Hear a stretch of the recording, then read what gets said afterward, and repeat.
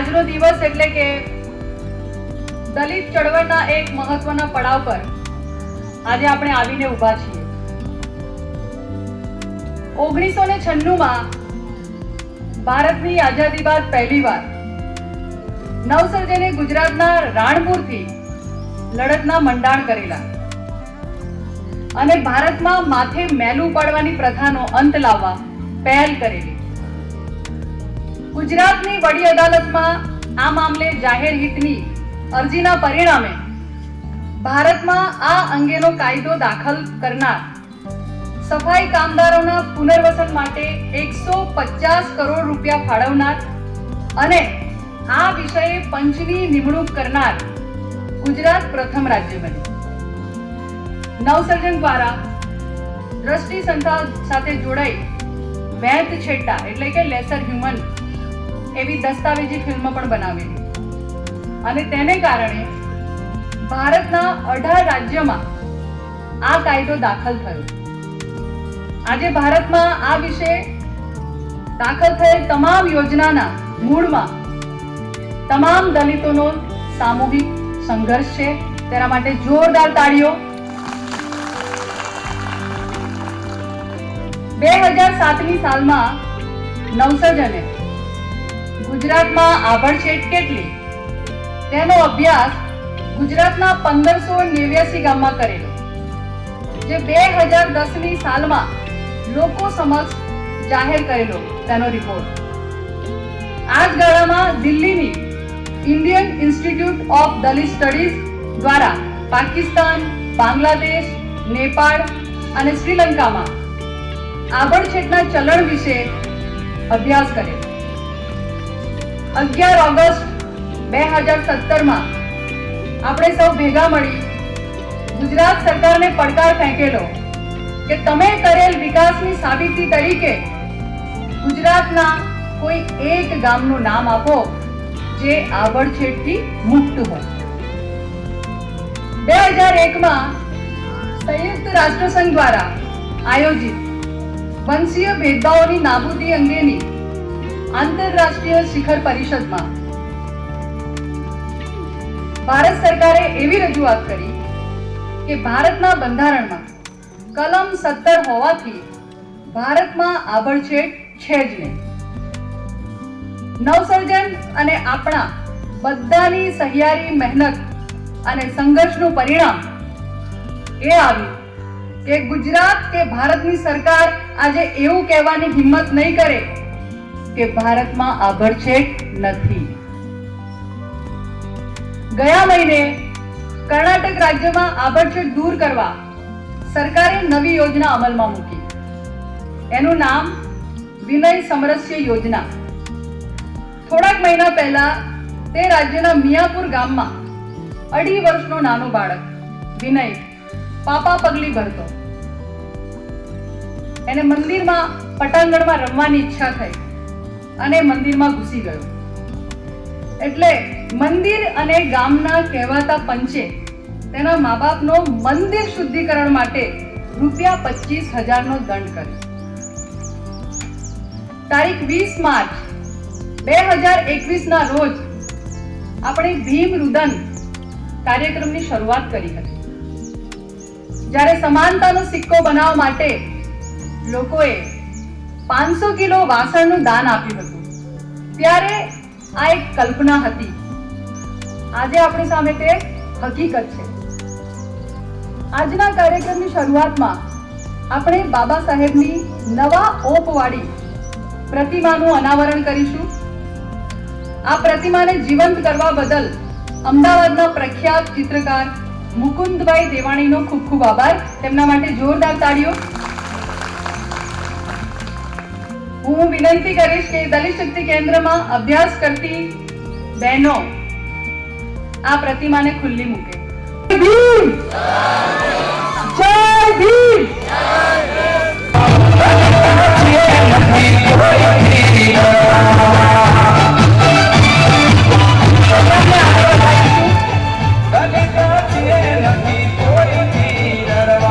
દિનેશભાઈ, આપને વિનંતી કરીશ કે આપ સ્ટેજ પર આવશો.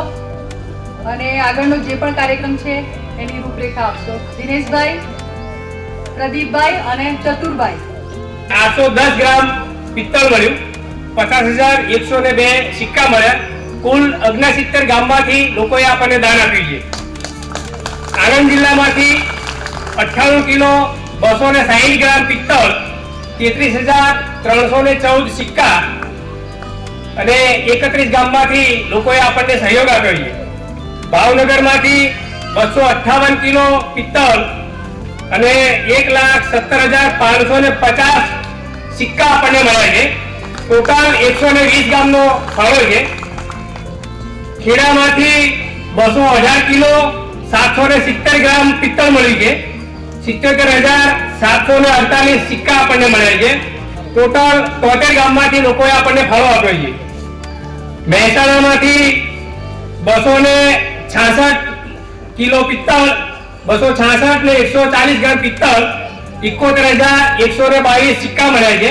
કુલ 31 ગામમાંથી લોકોએ આપણને ફાળો આપ્યો છે. સુરેન્દ્રનગર જિલ્લામાંથી 368 કિલો 210 ગ્રામ પિત્તળ, 1,20,567 સિક્કા અને 141 ગામમાંથી લોકોએ આપણને આ કાર્યક્રમમાં એમનો ફાળો આપ્યો છે. પાટણમાંથી 333 કિલો 190 ગ્રામ પિત્તળ, 1,08,215 સિક્કા મળ્યા છે અને 98 ગામના લોકોએ આપણને સહયોગ આપ્યો છે.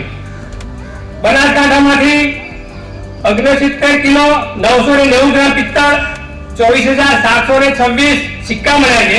કુલ 18 ગામના લોકોએ આપણને બનાસકાંઠામાંથી આપણને સહયોગ આપ્યો છે.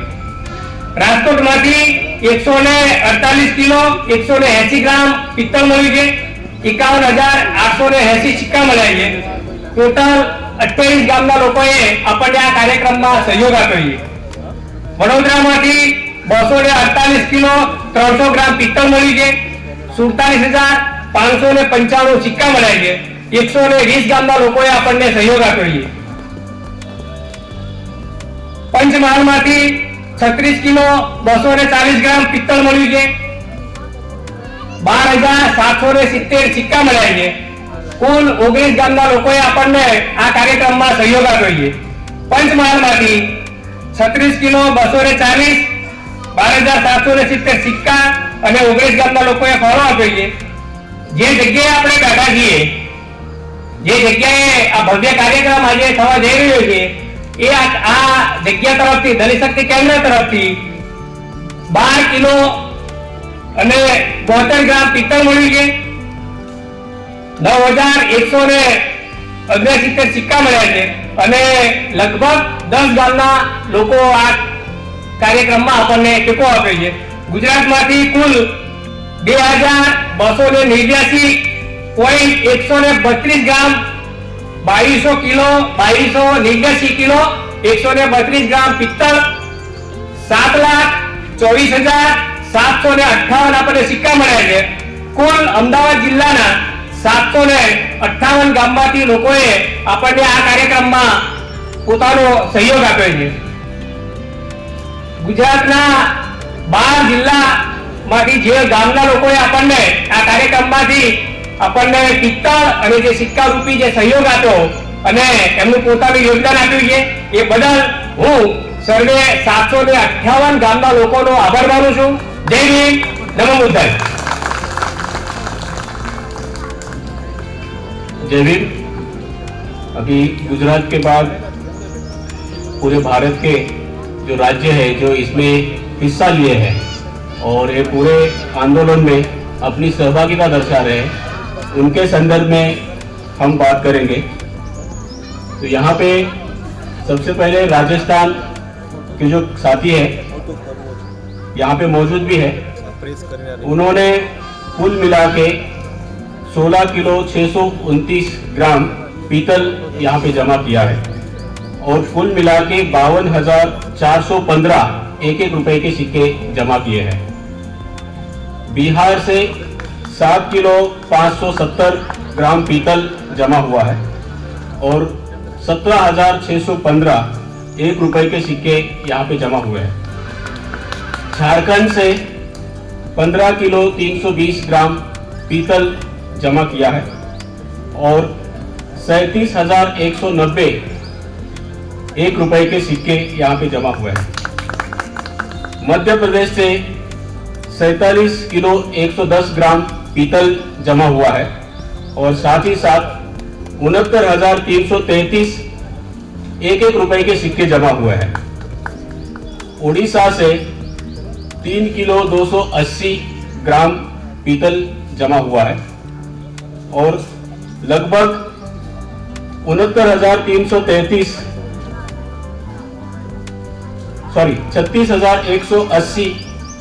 ₹1 के सिक्के जमा हुए हैं। उत्तर प्रदेश जहां पे 3 जिलों में कार्य चल रहा है उसमें से 30 किलो 410 ग्राम पीतल जमा हुआ है और कुल मिला के 1,95,721 ₹1 के सिक्के जमा हुए हैं। उत्तराखंड से 8 किलो पीतल जमा हुआ है और 512 ₹1 के सिक्के जमा है। वेस्ट बंगाल पश्चिम बंगाल से 17 किलो 942 किलो के पीतल जमा है और कुल मिला के 49,528 ₹1 के सिक्के जमा हुए हैं। तेलंगाना से लगभग 15,047 ₹1 के सिक्के जमा है। तमिलनाडु से 4 किलो 360 ग्राम पीतल ₹1 के सिक्के जमा है। तमिलनाडु से 57,195 ₹1 के सिक्के जमा है। छत्तीसगढ़ से 49,009 के ₹1 के सिक्के जमा है। तो कुल मिला के अन्य राज्य से 5,69,559 ₹1 के सिक्के जमा हुए हैं। गुजरात का अगर हम उसमें मिलाते हैं तो 7,24,758 ₹1 के सिक्के जमा है। तो कुल मिला के 13,04,317 ₹1 के सिक्के आज हमारे पास जमा हुए हैं। तो सभी साथी जो इसमें सहभागिता दर्शाई है उन सभी का हम हार्दिक अभिनंदन करते हैं और आगे के आंदोलन में अपनी और सहभागिता अच्छी तरह से दर्शाए इसलिए शुभकामनाएं भी देते हैं। जय भीम। અમદાવાદ જિલ્લામાંથી 35,738 રૂપિયાનું દાન આવેલ છે। આણંદ જિલ્લામાંથી 4,365 રૂપિયા, ભાવનગર જિલ્લામાંથી 4,650 રૂપિયા, ખેડા જિલ્લામાંથી 22,756 રૂપિયા, મહેસાણા જિલ્લામાંથી 14,000 રૂપિયા, સુરેન્દ્રનગર જિલ્લામાંથી 12,763 રૂપિયા, પાટણ જિલ્લામાંથી 47,715 રૂપિયા, બનાસકાંઠા જિલ્લામાંથી 12,421 રૂપિયા, રાજકોટ જિલ્લામાંથી 10,657 રૂપિયા, વડોદરા જિલ્લામાંથી 13,100 રૂપિયા, પંચમહાલ જિલ્લામાંથી 1,163 રૂપિયા અને દલિત શક્તિની ટીમ દ્વારા 3,46,157 રૂપિયા આ ગુજરાતમાંથી થયું। પછી રાજસ્થાનમાંથી 21,200 રૂપિયા, મહારાષ્ટ્રમાંથી 500 રૂપિયા, મધ્યપ્રદેશમાંથી 4,222 રૂપિયા, ઓડિશામાંથી 7,322 રૂપિયા, ઉત્તર પ્રદેશમાંથી 10,990 રૂપિયા।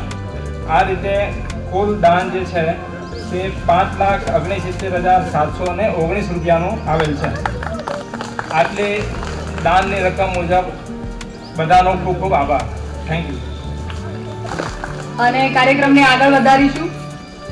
આજે પણ ઘણા બધા લોકો સિક્કા અને દાન લઈને આવ્યા છે, તો એ જે દાન આપવા ઈચ્છે છે એ આ સિક્કાનું અનાવરણ થઈ જાય એ પછી આપણે દાન લઈ શકીશું। માર્ટિનભાઈને વિનંતી કરું કે આપ અહીંયા સ્ટેજ ઉપર આવશો અને સિક્કાના સર્જનની કહાની બધાને કહેશો અને સાથે સાથે હવે આ કાર્યક્રમની દિશા શું હશે એ પણ અમને સમજાવશો। માર્ટિનભાઈ માટે જોરદાર તાળીઓ। એક વર્ષ પહેલા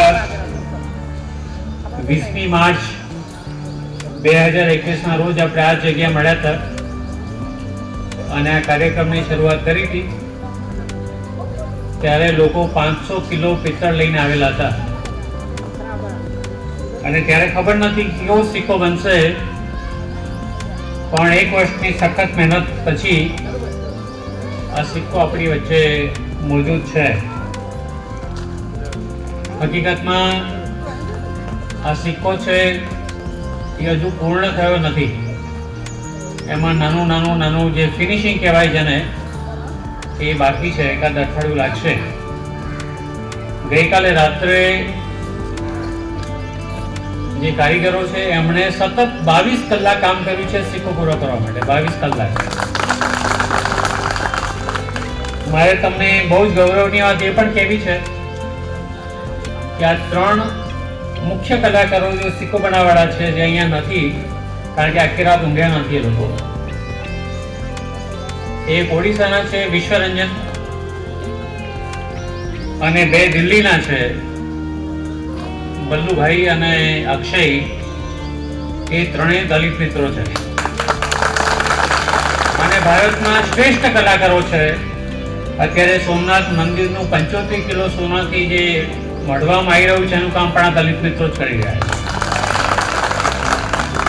એમને અહીંયા બધાની વચ્ચે લાભાર્થે સન્માન કરવું હતું, પણ આ સિક્કો બને એટલા માટે લોકોએ 22 કલાક કામ કર્યું. અને પણ 2 મિત્રો અહીંયા હાજર છે અને હું એમની ઓળખાણ આપવા માંગુ છું. ત્યાં છે અભિષેક અને પ્રિયલ, બંને ઉભા થાવ. આજે આપણે સિક્કો જોઈએ છે,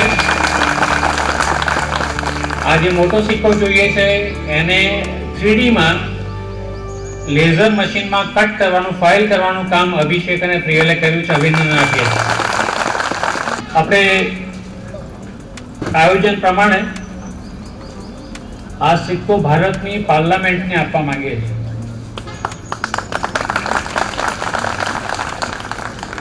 જેથી ભારતની પાર્લામેન્ટને યાદ રહે કે ભલે એ પોતે 20,000 કરોડ રૂપિયાના ખર્ચે બનેલી ઇમારતમાં બેઠા છે, પણ આઝાદીના 75 વર્ષમાં આભડછેટ નાબૂદ કરવામાં નિષ્ફળ ગયા છે.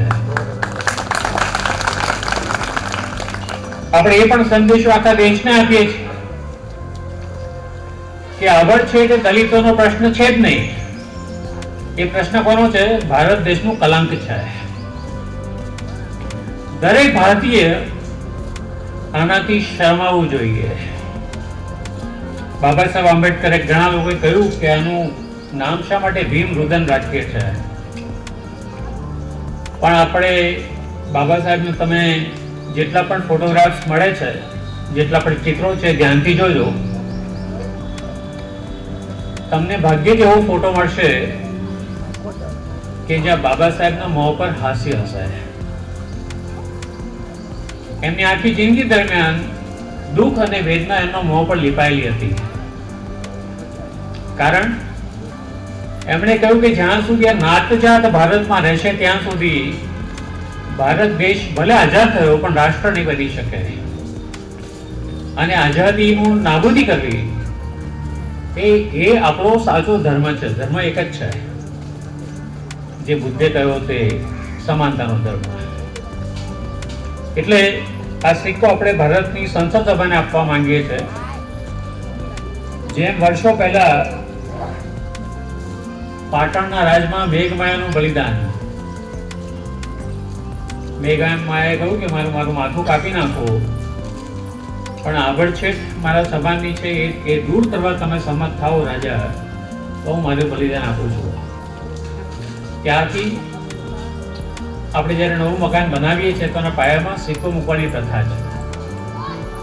ભારતની પાર્લામેન્ટને આપણે કહીએ છીએ કે તમે આ સિક્કો મૂકવાનું ભૂલી ગયા છો 20,000 કરોડની બિલ્ડિંગમાં, એટલે આ સિક્કો તમને આપીએ છીએ.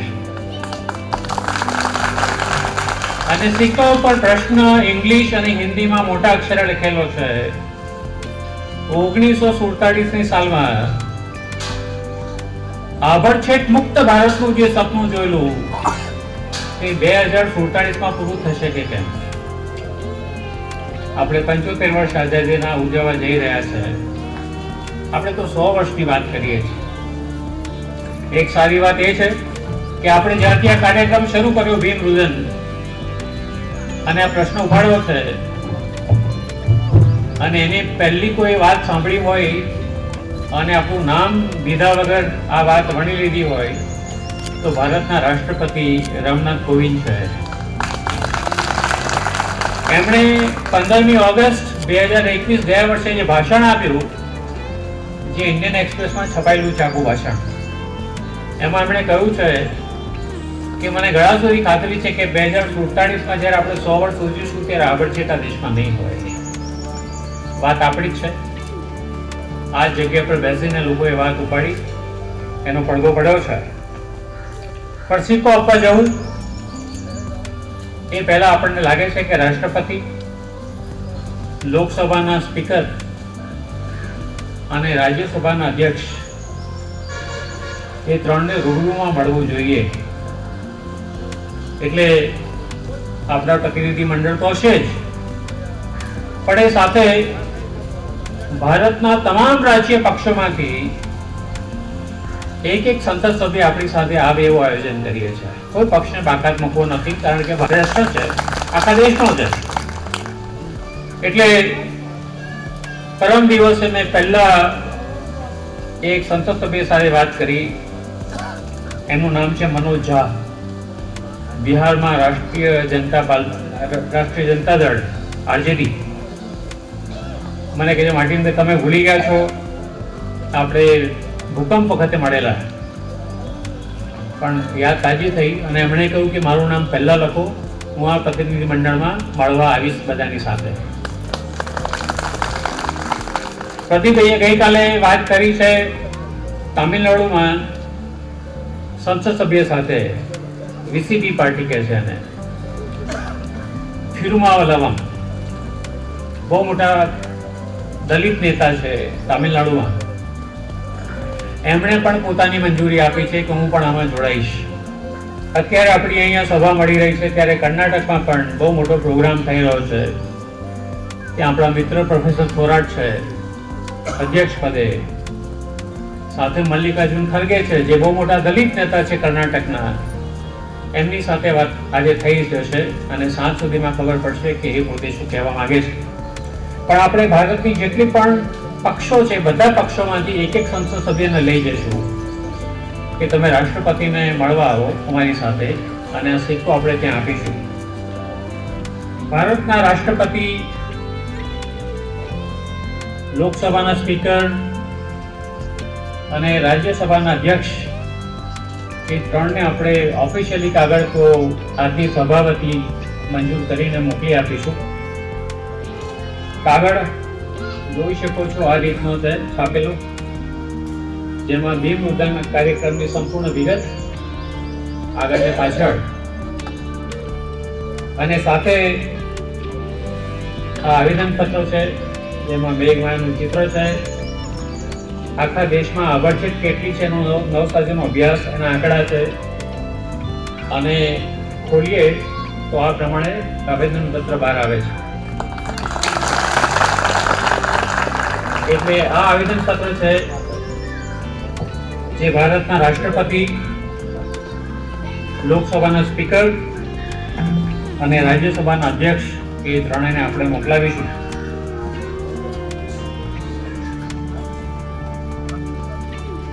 આ પ્રકારે કવર પણ આપણે છપાવ્યા છે બે મુદત કાર્યક્રમમાં, અને એમાં પત્ર છે આ કાર્યક્રમને સમર્થન આપવા માટે. આ પત્ર લોકસભાના 542 સંસદ સભ્યો અને રાજ્યસભાના 252 સંસદ સભ્યોને આપવામાં આવશે. મારી પાસે અત્યારે નકલ છે, ઇંગ્લિશમાં છે, પણ ગુજરાતના સંસદ સભ્યોને ગુજરાતીમાં આપીશું, હિન્દી બોલવાવાળા સંસદ સભ્યોને હિન્દીમાં આપીશું, તૈયાર છે. તામિલનાડુના સંસદ સભ્યોને તમિલ ભાષામાં પત્ર તૈયાર છે. કેરળના જે સંસદ સભ્યો છે એને મલયાલમ ભાષામાં તૈયાર છે. આસામના જે સંસદ સભ્યો છે એને આસામી ભાષામાં પણ ભાષાંતર કરીને તૈયાર રાખ્યું છે. ભારતની બધી ભાષામાં આ પત્રો આપણે તૈયાર કર્યા છે. હું માનું છું કે આપ લોગ આપણે બધા સાથે આને મંજૂરી આપો છો હાથ ઊંચો કરીને. Thank you.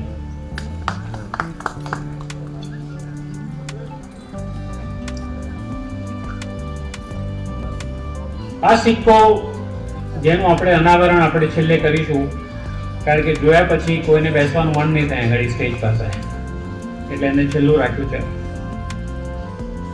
પણ એ સિક્કો આપણી પાસે અહીંયા 4 મહિના રહેવાનો છે. એ દરમિયાન 2 કાર્યક્રમો છે. કાલથી તૈયારી ચાલશે નાનો સિક્કો બનાવવાની. આપણી પાસે પિત્તળ વધ્યું છે, એટલે 1-1 ફૂટના સિક્કા પિત્તળના બનશે. પહેલો સિક્કો અહીંયાથી યાત્રા કરશે, મહારાષ્ટ્રમાં જશે. મહારાષ્ટ્રમાં ચૌદાર તળાવ નામ સાંભળ્યું છે? મહાસત્યાગ્રહ, જ્યાં બાબા સાહેબે 1927માં પહેલું આંદોલન નાબરછેડ સામે શરૂ કરેલું, ત્યાં પહેલો સિક્કો અર્પણ કરવામાં આવશે. બીજો સિક્કો ત્યાં જ આગળ એ જ શહેરમાં જ્યાં મનુસ્મૃતિનું જાહેરમાં દહન કરવામાં આવેલું, ત્યાં અર્પણ કરવામાં આવશે. ત્રીજો સિક્કો પૂનામાં આવશે, જ્યાં જ્યોતિબા ફૂલે અને સાવિત્રી ફૂલે, જેનું પણ ચિત્ર અભિષેક અને પ્રિયલે બનાવ્યું છે ગઈકાલ રાત્રે. એમણે પહેલી શાળા આઝાદીના 101 વર્ષ પહેલા શરૂ કરેલી, 1846માં, દલિત છોકરીઓ માટે, 8 બાળકીઓ માટે, એમને અર્પણ કર્યું. ચોથો સિક્કો જશે તામિલનાડુમાં, રામાસ્વામી નાયકર પેરિયારના જન્મ સ્થળમાં, કારણ કે એમણે બહુ મોટું આંદોલન શરૂ કરેલું. અને સોમાન ફાઉન્ડેશન, સોમાન ચળવળ 1925માં જેમ RSS શરૂ થયું એની સામે જ સોમાન ચળવળ ત્યારે એમણે ઊભી કરેલી. પાંચમો સિક્કો જશે કેરાલામાં, નારાયણ ગુરુ, જેમણે પણ બહુ મોટું આંદોલન શરૂ કરેલું, ત્યાં જશે. નાગપુરમાં આવશે છઠ્ઠો સિક્કો, મહારાષ્ટ્રમાં, જ્યાં બાબા સાહેબ આંબેડકરે બૌદ્ધ ધર્મ અંગીકાર કરેલો. એ પછી સિક્કો ત્યાંથી આવશે અને પંજાબના અમૃતસર મંદિરમાં જશે, કારણ કે શીખ ધર્મના સ્થાપક હતા ગુરુ નાનક દેવ. એમણે એક નિયમ બનાવેલો, પહેલા પંગત પછી સંગત. જે સાથે પહેલા બેસીને જમે એની સાથે વાત કરવી, બીજા જોડે વાત કરવી નહીં. એ નિયમને સંસ્થાકીય સ્વરૂપ આપ્યું શીખ ધર્મના 10માંથી ત્રીજા ગુરુ અમરસિંહ, જેમણે લંગર, જેને આપણે કહીએ ત્યારે શીખ ગુરુદ્વારમાં જાવ તો લંગર છે, કોઈ પણ બેસીને જમી શકે છે. એ લંગરની આખી પ્રથા શરૂ થઈ, એટલે એક સિક્કો ત્યાં આપીશું. એ પછીનો સિક્કો સંત રવિદાસ મંદિર, બહુ મોટું ધામ છે શીખોમાં. રવિદાસિયા શીખોનું બહુ મોટું સ્થાનક છે ત્યાં આગળ જલંધરમાં, ત્યાં જશે. એ પછીનો સિક્કો કબીરમાં જશે, સંત કબીરની માતૃભૂમિમાં જશે, ગુજરાતમાં વડોદરા, જ્યાં કમાટી બાગમાં ઝાડ નીચે રડતા રડતા ડોક્ટર આંબેડકરે અપમાનિત થઈને વડોદરા છેડ કરેલું છે. એક સિક્કો જશે પાટણની વાવ, મેઘમાયાનું બલિદાન. એક સિક્કો ગાંધી આશ્રમને બી આપવો છે કે 1915માં આભડછેદ સામે બહુ મોટી લડાઈ ત્યાં શરૂ થયેલી, અને ગાંધીને કસ્તુરબા વચ્ચે ઝઘડો થયેલો બહુ મોટો. લાંબો ઇતિહાસ છે. આવા 19 સિક્કા આખા દેશમાં આપવામાં આવશે. એ પછીના 19 સિક્કા છે જે ભારતની રાષ્ટ્રીય પાર્ટીઓ છે, એ દરેક પાર્ટીના પ્રમુખોને મળીને આપવામાં આવશે કે તમારો પક્ષ આને સમર્થન આપે.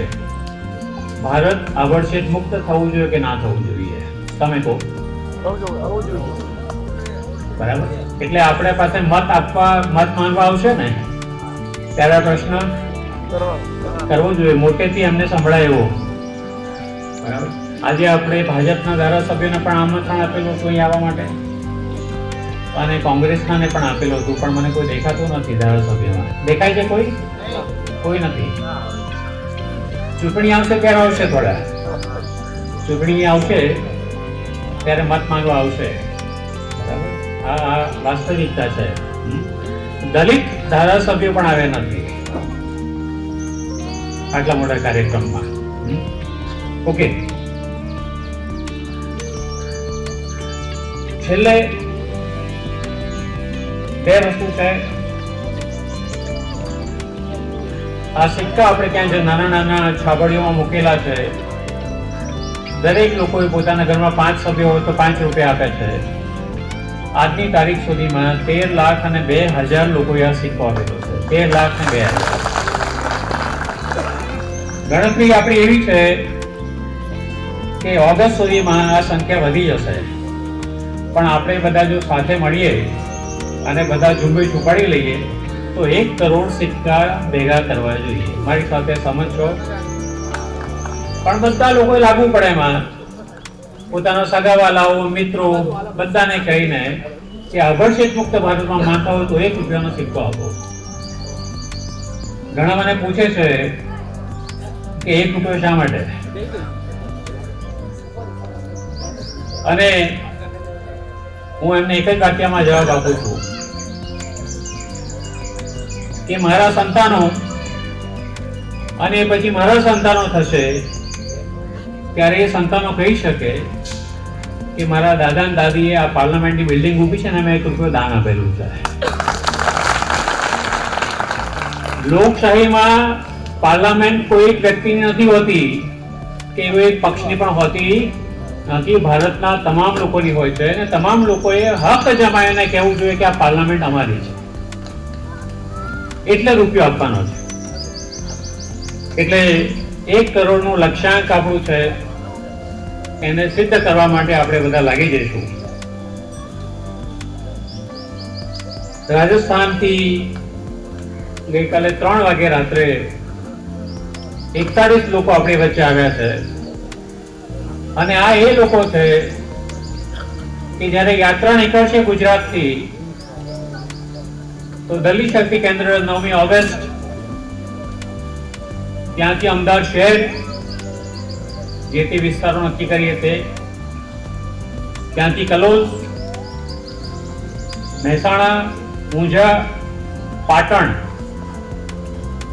ડીસા, થરાદ અને પછી રાજસ્થાનની અંદર સાંચોર, દેસુ, ભીલવાડા, ફલોદી, નાગોર, ત્યાંથી જયપુર અને જયપુરથી દિલ્હી. રાજસ્થાનના લોકો એટલા માટે પોતાનું ભાડું ભરીને આવ્યા છે. 41 લોકો આખા રૂટમાંથી આવ્યા છે એ કહેવા માટે કે અમે તો યાત્રાની તૈયારી શરૂ કરી દીધી છે. આપણા ગુજરાતની ભૂમિમાં આવ્યા છે એટલે આપણી ફરજ બને છે કે આપણે એમનું જાહેરમાં સ્વાગત करना चाहिए। वो राजस्थान के मित्रों ने मैं विनती करता हूँ राजस्थान से जितने भी लोग आए हैं कृपया आगे आइए। राजस्थान के सभी लोग जितने भी आए हैं कृपया आगे आइए। और साथ में महाराष्ट्र से भी एक आया है कोई, प्लीज आगे आइए। હવે આપણી વચ્ચે બે જ કાર્યક્રમ બાકી છે। સૌથી છેલ્લો ભોજનનો કાર્યક્રમ છે, સિવાય કે કોઈને ઉપવાસ હોય માતાજીના જે તો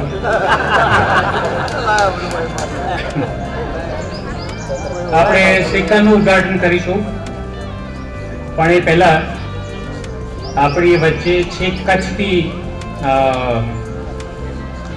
મીનાબેન મીનાક્ષી મહેશ્વરી આવ્યા છે અને આપણે બધાએ જાણ્યું થોડા સમય પહેલા એમના પતિની વકીલ દેવજીભાઈ એમની કરપીણ હત્યા ભર બજારમાં થઈ હતી। આપણે તમામ લોકો વતી એમનું સ્વાગત કરીશું। મીનાક્ષીબેનને વિનંતી કરું છું આપ આગળ આવો।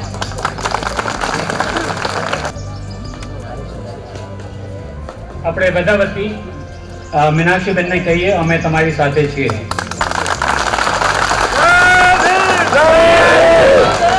આપણે છેલ્લે હવે સિક્કા પાસે જઈશું શાંતિથી। અને સિક્કાનું અનાવરણ થશે. આ સિક્કો એનું વજન 1000 કિલો છે અને બહુ મુશ્કેલીથી આજે સવારે મોટી ક્રેન લાવીને એને અહીંયા ઊભો કર્યો છે અને દિલ્હી જશે. બાબા સાહેબનું તમે એના પર ચહેરો જોઈ શકશો પિત્તળનો. એ માત્ર ચહેરાનું વજન 100 કિલોગ્રામ છે, 5 મણ. બીજી બાજુ ગૌતમ બુદ્ધ છે, એનું વજન 120 કિલો છે. 27 ટુકડામાં સિક્કો બનેલો છે, 27. અને આ સિક્કો બનાવવા સહેલો નથી. 25 પગથિયામાં સિક્કો બને છે. પહેલા લાકડામાં એનું કોતરકામ ડાય કરી હતી, એના પર પ્લાસ્ટર ઓફ પેરિસની ડાય કરી, એના પર મીણની ડાય કરી નેગેટિવ, એના પરથી મીણની પોઝિટિવ ડાય કરી, એની અંદર મીણની પાઇપો ફિટ કરવામાં આવે, એ પછી એને રેતીથી ચોણીને બ્લોક કરવામાં આવે, પછી મોટી ભઠ્ઠી કરીને બ્લોકને 24 કલાકથી 36 કલાક પકાવવામાં આવે. 2000 મણ લાકડા ગયા, બાળ્યા 2000 મણ લાકડા એને પકાવવા માટે. એ પછી એ પાકી જાય, બધું મીણ બહાર નીકળી જાય, પછી એને ઠરવા દેવા પડે 24 કલાક.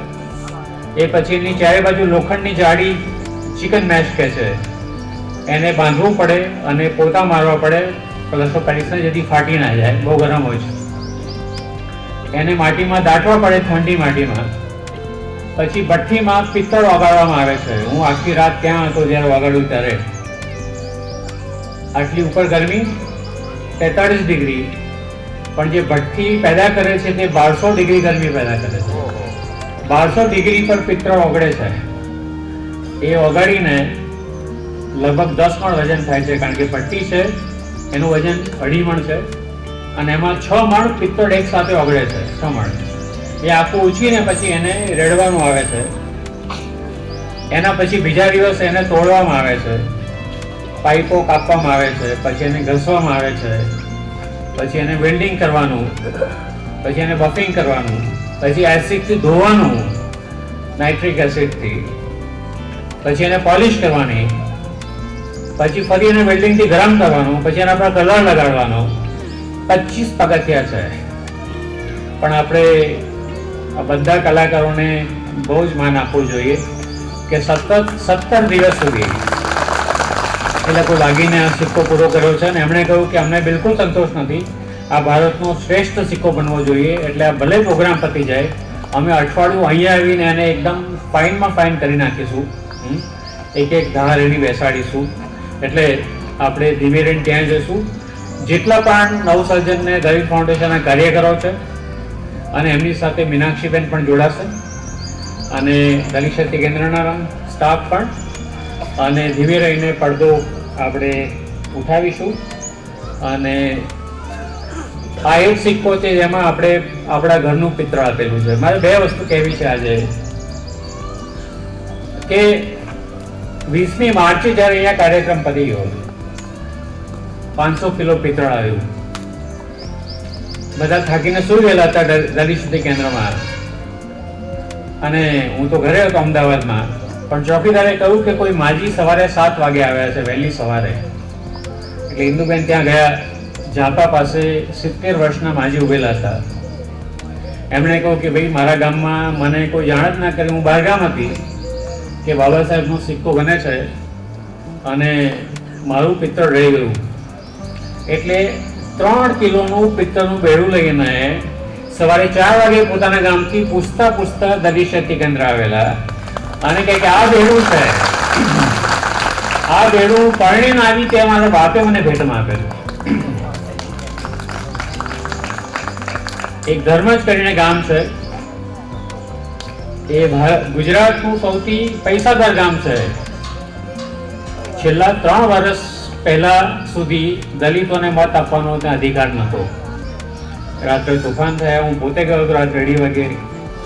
નવસરના કાર્યકરો પણ હતા ત્યાં આગળ. પહેલી વાર લોકોએ મતદાન કર્યું. પૈસાવાળું ગામ એટલા માટે કે એ ગામના લોકોની ફિક્સ ડિપોઝિટ બેંકમાં છે તે 1000 કરોડ રૂપિયા છે. કેટલી? 1000 કરોડ રૂપિયા. એટલું પૈસાવાળું ગામ છે, પણ દલિતોને કંઈક તમે મત નહીં આપવા દઈએ. આ ગામમાંથી અમને પિત્તળ મળ્યું છે, પણ અદ્ભુત પિત્તળ મળ્યું છે. અને શું પિત્તળ છે? તો કે આપણામાં રિવાજ છે કે સ્ત્રીનો પતિ મરી જાય ને વિધવા બની જાય પછી એની સોનાની બંગડી ઉતારી લેવામાં આવે છે. સાચું? કેમ? તો કે હવે તારું સૌભાગ્ય જતું રહ્યું, હવે તું શું કામ પહેરવાનું? એને પિત્તળની બંગડી પહેરાવે. આમાંની 15 જેટલી બહેનોએ પિત્તળની બંગડીઓ ઉતારીને આ સિક્કામાં નાખી દેવા માટે આપી કે આ ગુલામી પણ જાય એમાંથી. એટલે મને કચ્છમાંથી કોઈ આટલા મોટા હનુમાન આપ્યા છે. માર્ટિનભાઈ આખી જિંદગી એની ભક્તિ કરી આવે એનો અગાડી તો પહેલા. એટલે લોકોએ પોતાની રીતે પોતાની લાગણી અભિવ્યક્ત કરી છે સિક્કાની અંદર. કારણ કે બાબા સાહેબે જે બલિદાન આપ્યું છે એની ભરપાઈ કરવા માટે સમાજ ઉત્સુક છે. સાચું? આપણે બધા ત્યાં જઈને સિક્કાના દર્શન કરીશું. જય ભીમ.